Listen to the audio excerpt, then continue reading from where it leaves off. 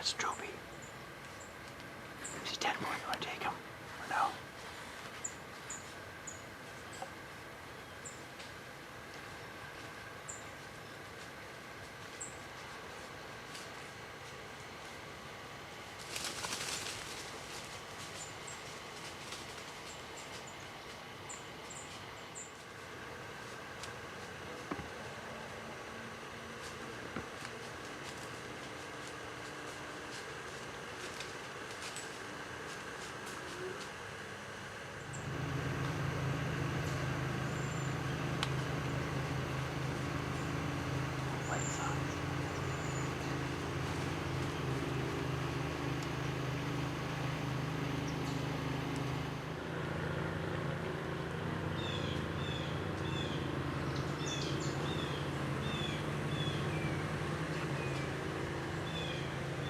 All right, Dad, what happened this morning?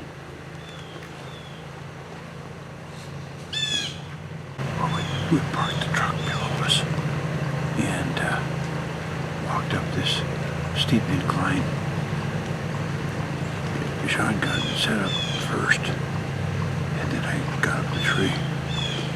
This field in front of us, there's a scrape about 30-35 yards out, and hoping that the buck would come into that area. And we sat there longer and longer.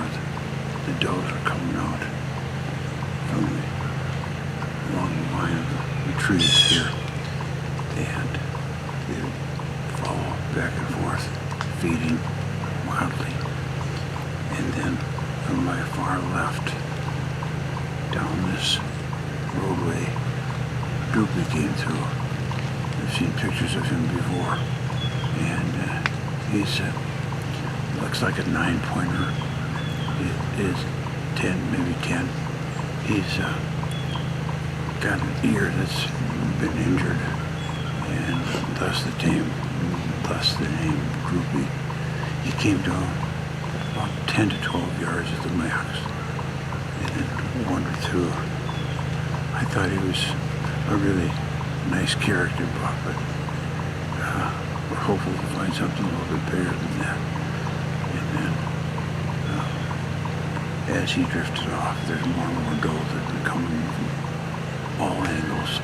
I'm sure we saw at least 10 to 12 does this morning, and we're going to get down shortly and grab some grub and strategize for the later hunt. Alright, so I'm set up in a tree about 30 feet up, which is way higher than I go, but I had to get into a fork above my dad. I've got a stand hung up here for about, it's been in position for about 3 months now. Tonight is the first time we're sitting in the stand. Anyone's in the stand. Got a big old mock scrape, less than 20 yards away from the tree.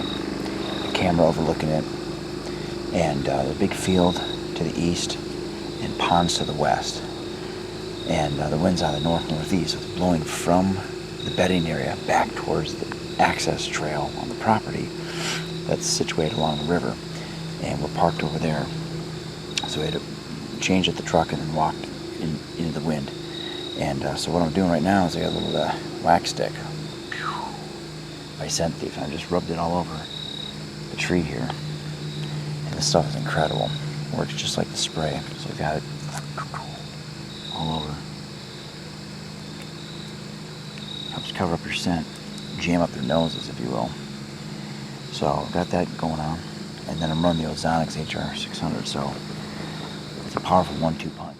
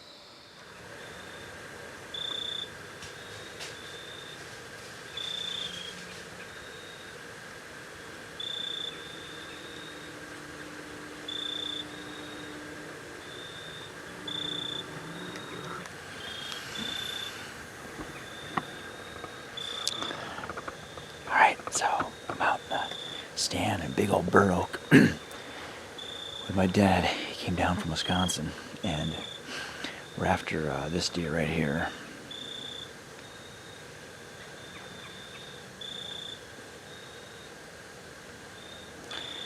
Buck I called the thick 11. Well, last year he was a 6x5. He had 6 on the right, 5 on the left.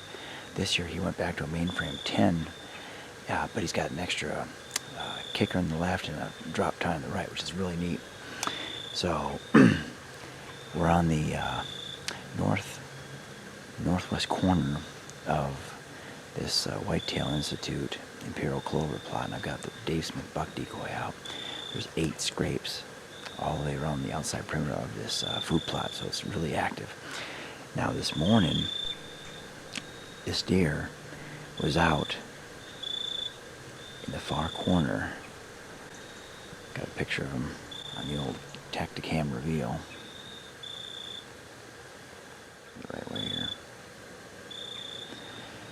And he was heading back to bed on this point. Now, the wind's out of the east, east-northeast, and it's coming from that point. It was blowing towards us, towards the decoy, and out back towards the water tank that I've got on the far west side of the plot. So I want to show something here. It's really neat. So I'm on the Moon Guide app, and you can see the blue dot is where Dad and I are. And it shows you, hour by hour, what's going on with the wind, which is really, really practical. So hopefully tonight will be the night. What do you say, Dad? You excited? All you viewers out there, say a prayer for me. And Sean, maybe we can get this thing done. It's just great to be here either way. Kentucky is phenomenal. Thank you for the opportunity.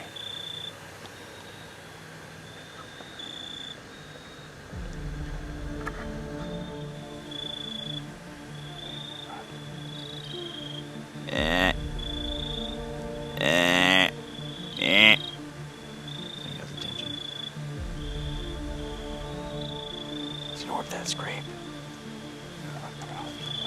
Oh yeah. It's a doe. There's 2 does.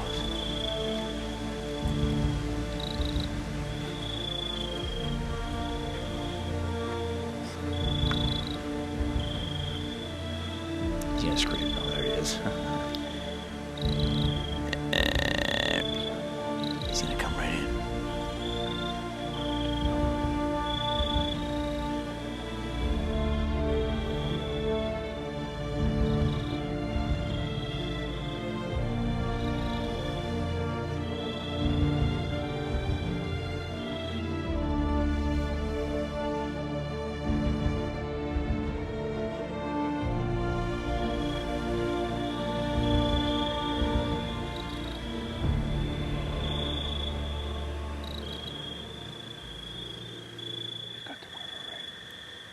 Yes, hold on.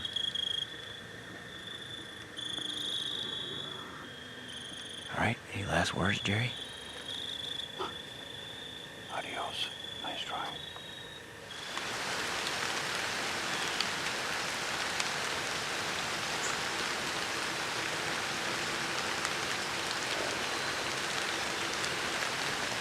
Here comes a buck. Here comes a buck, Dad.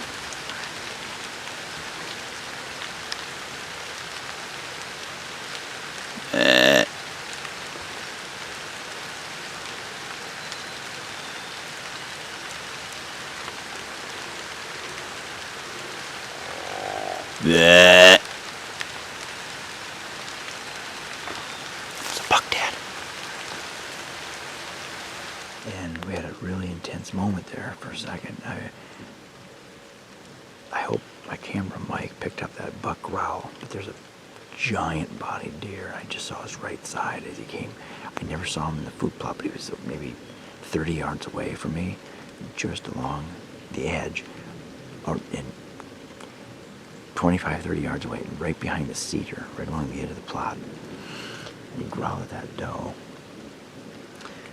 And instead of coming out into the plot or over to the left, providing a shot for Dad. She went back behind the way we came in from this morning, and I just saw the right side of his rack, and I saw his body. It was like a bus. I mean, just like heavy sound with every step when he was running. He was chasing her off, and then eventually she came circling back out, and obviously it's early October 26th, so those aren't in heat yet, but the bucks are definitely cruising, starting right now. It's overcast, cool, it's 50 degrees, 48 degrees, and light drizzle, so really good conditions. But our scent is drifting down into that plot. Talk about giving the deer the wind. They bed right on the other side of this. But the ozonics, man, I'm telling you, saved our butt. She lifted her head twice in like 20 minutes. And that was it, but we fooled her. That was exciting.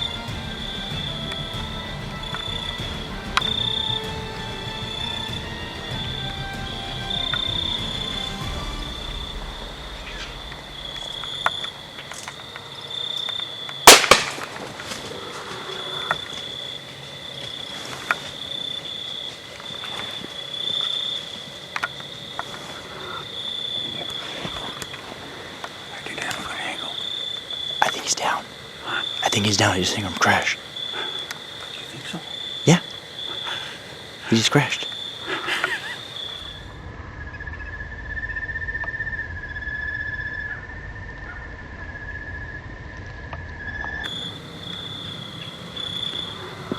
All right, Dad. What happened? Behind me, Sean had been watching this buck. I couldn't turn around. And then finally he said, Buck coming. the buck is coming, so I had to turn around. I'm kind of snagged with this safety belt, so I've been limited for motion. And I had a big cedar branch in front of me, so I had to shoot with the bow slightly tilted like this. But when I hit him, it looks like his left leg was in rough shape. I think you hit him perfect. So I'm gonna film you getting down, and then we'll go over there and take a look at the air, okay? I'll lower the bow. Okay? Yeah, okay. Sounds good, Dad. Hey, give me fist bump. Come on. Yeah.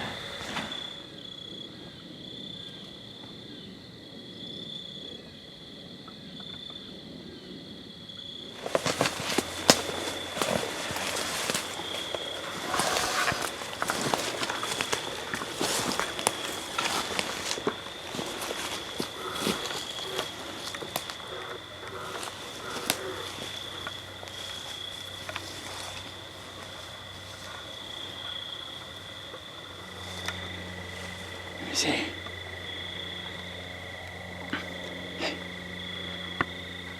Red all the way through. It's red all the way through. I don't know. It looks good. So we can find some blood. Let's get on the trail.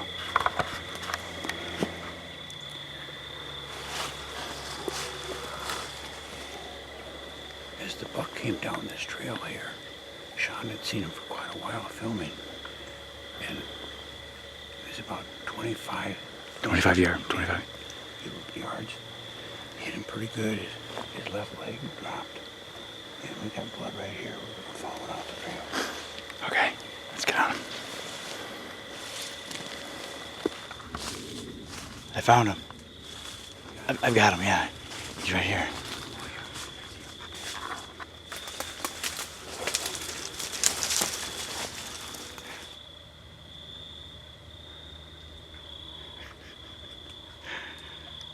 sure he's still down. I think he's dead. I think he's down. I do too. Yeah. Get up there. Let's go get him.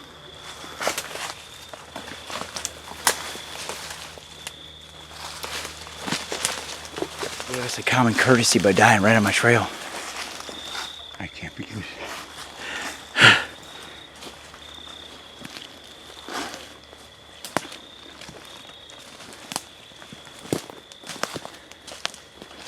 Yeah. See his eyes moving. Yeah, he's done. Nice. Look at all the blood here. This is where I heard him crashing. Look at that. It's not a monster. I don't care. It's a monster in my mind. It's a beautiful buck. And we got it on camera too.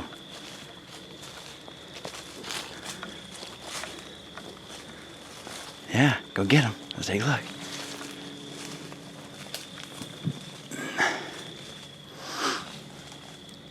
Good job, Dad. Man, look at this carnage. Whew. We've been hunting hard the last 4 days. And this is not a monster buck, but that's not always the most important thing. It's how you harvest him and who you're with. And he's a trophy in my mind. So, it's a good shot on him. My bow was slightly tilted to an angle, but I let the arrow fly and it does work. I'm gonna say he probably covered maybe 120 yards or thereabouts, something like that. But boy, he piled up here pretty fast. Nice. Thank you.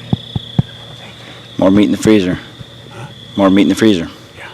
Yeah, all right. Good job, Dad.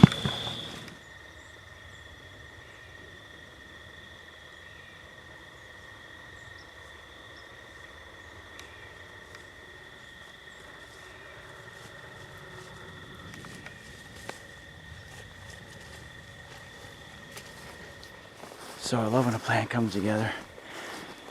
Not the biggest deer, like Dad said. Plan wasn't really to shoot, but you know, when you've got 75-year-old man up in the stand, he's a trooper. And last 2 hours of daylight on the last day, I thought, what the heck, you know?